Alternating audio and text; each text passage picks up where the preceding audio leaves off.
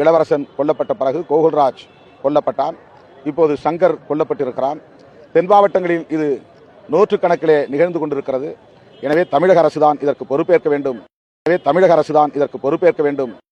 தமிழக அரசு தொடர்ந்து இந்த விஷயத்துல செவிசாய்க்காம இருக்கிறதுக்கு என்ன காரணம்? அப்படி சொல்ல முடியாது.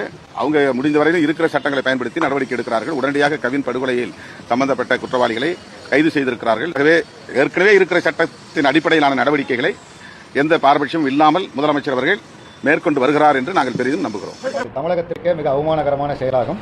இது தமிழகத்தில் தொடர்ந்து நடைபெறுவது மிகுந்த கவலைக்குரியது.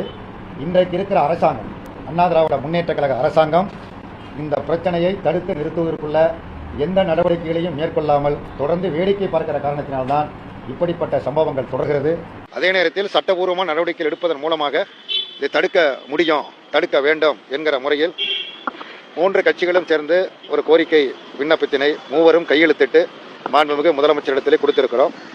அதை அவர் பரிசீலிப்பதாக தெரிவித்திருக்கிறார்கள். இதனுடைய தேவையை அரசும் உணர்ந்திருக்கிறது, முதலமைச்சரும் உணர்ந்திருக்கிறார்கள். அதை முழுமையாக அவர் செயல்படுத்த பல்வேறு பணிகளுக்கு மத்தியில் நேரம் ஒதுக்கி அதை முழுமையாக கேட்டு கோரிக்கை விண்ணப்பத்தையும் படித்திருக்கிறார்கள்.